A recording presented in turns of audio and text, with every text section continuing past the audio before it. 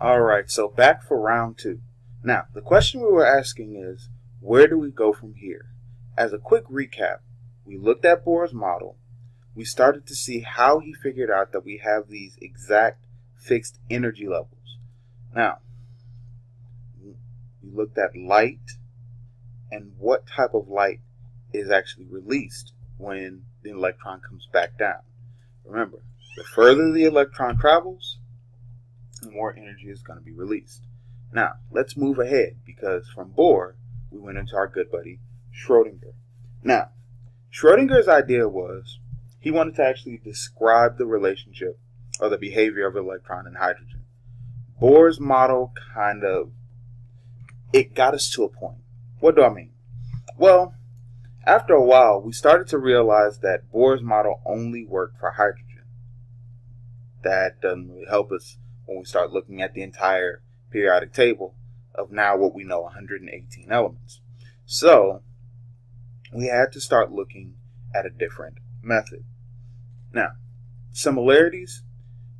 Schrodinger agreed that the electrons actually hung out in these specific energy levels with specific energy values. No problems there. But where the difference came in is he said that they don't actually travel in these nice little circular orbits.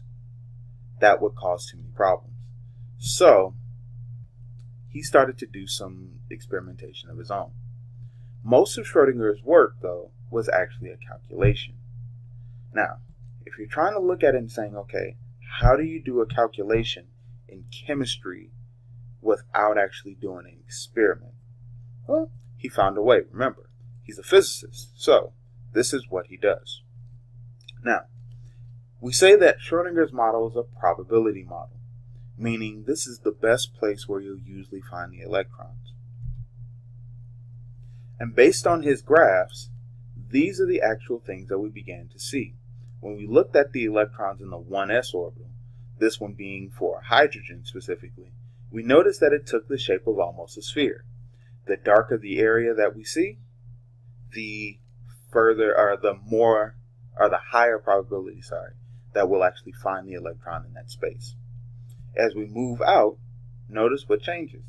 We're looking at the 2s, and we have the same type of idea of a ball and another ball on top of it, another sphere. 2p, we start to see these other shapes appear. Now, with the 2p, we get 3 of these. So we get one that's this way, another one that's going across, and another one that's coming out on the z-axis, so in 3 dimensions. Now, at any given point, we might find an electron in these areas. So there's no way for me to exactly pinpoint it. And this is one of the things that was discussed by Heisenberg's uncertainty principle. We can either determine the location of an electron or its angular momentum, but we can't know both at the same time. It's moving too fast, and if we use light, the light will knock it off of its path, which will cause some problems for us. So, these random shapes that I showed you, they're not just random. They were actually found, and we did some experiments to get it. Now, each of these solutions to Schrodinger's equation, and I'll show you it in class, gave us a couple of different things. First, it gave us the principal quantum number, the n number. Now, the n number is going to represent the energy level. So, in your mind, think periodic table. The first row is the first period. Think of that as n equals 1. Then the second energy level, n equals 2, and so forth down the line.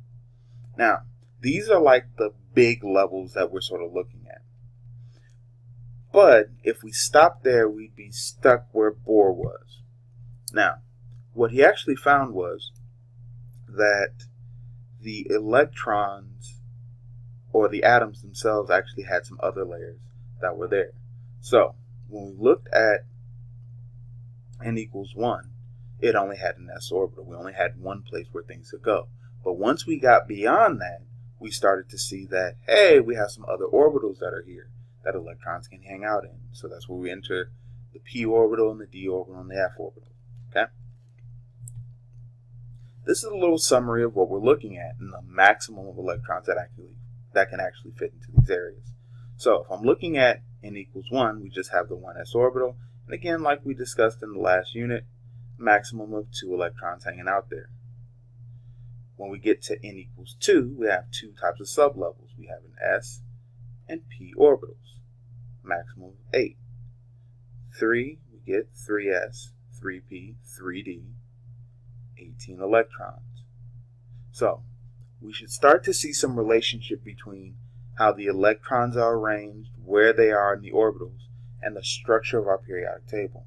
These two things are not randomly thrown together, but the periodic table actually reflects the electron configuration.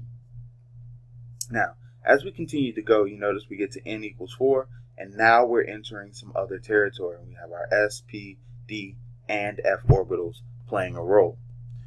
In this class, we won't go beyond that. Actually, in this class, we don't go too far beyond the 3d orbital.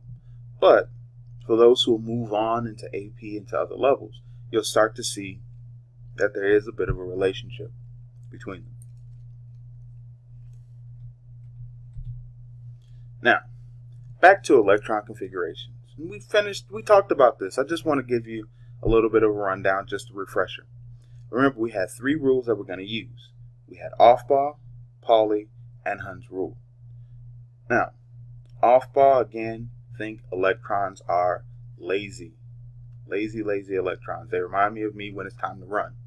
Now, they're always going to begin at the lowest level and build their way up. This is the same way that we've practiced in class, the same way that we're going to continue to look at this. The next, Pauli exclusion principle, electrons, we can hold a maximum of 2 per orbital, and they must have opposite spin. This isn't going to mean much to us in terms of what we're doing at this time, but again, something to think about if you ever take higher level physics, I don't know, engineers in the future. This may be something that comes in handy. And last but not least, Hund's rule, which says if there are orbitals of equal energy, they're going to fill one by one, and then they'll double up again. This is all due to the amount of energy it takes for them to stabilize themselves. The more I try to force electrons in close to each other, because they're all negatively charged, they're going to push against each other. They're going to try to get away from each other. And so Hund's rule says to minimize this, to make it easier, we're going to go ahead and fill it in one by one, then come back and double it up. So again, I still have to fill them, but I fill one by one, and then come back. And this is what we're seeing here in our diagram. If we're taking a look from hydrogen all the way down, looking at nitrogen, nitrogen has our 1s and our 2s orbitals are filled, and we have single electrons in each of our p orbitals, minimizing the repulsion. Once we get beyond that point, before I can move on to my 3s orbital, I have to come back and fill my 2p orbital.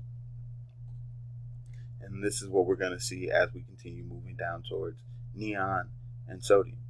Now, also note that here on the side you see the translation from the orbital diagram into the electron configuration. At some point I'll show you guys a shorthand version of doing it, but for right now everything you're going to need is right here in the longhand. And if you remember how to do it, great. If you don't worry, we're going to do some more practice.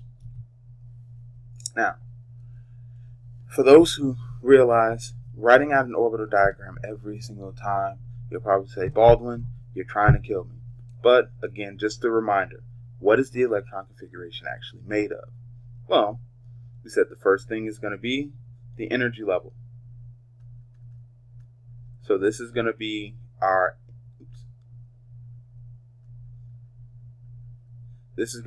N equals value. So in this case, if I was looking for hydrogen, N equals 1. So I wrote 1. Now, in the first energy level, I have an s orbital, and it only has 1 electron, so I represent the 1 as an exponent, or as a superscript. If I continue to move on from there, we're going to continue to add as we add energy levels until we get to oxygen, which is the one we just looked at. Again, we have a total of 8 electrons, so my electron configuration must have 8 electrons represented. Starting at the bottom, according to Aufbau, 1s2. Now that this orbital is filled according to each of them, I'll move on to the next. Second energy level, s orbital, 2 electrons. This one's filled. But now I move into a 2p orbital, which can hold up to 6. I only have 4 remaining. Those 4 are placed here. Now, with this, I want you to go ahead and take a look at the examples and the questions that are given after this. Take your time, work through them, and make sure that you understand what's going on. Screenshot your progress and bring it with you to class so we can see that you've actually done it. Everything has been completed. With that being said, we'll sign off from here. Have a great night, and I'll see you in class.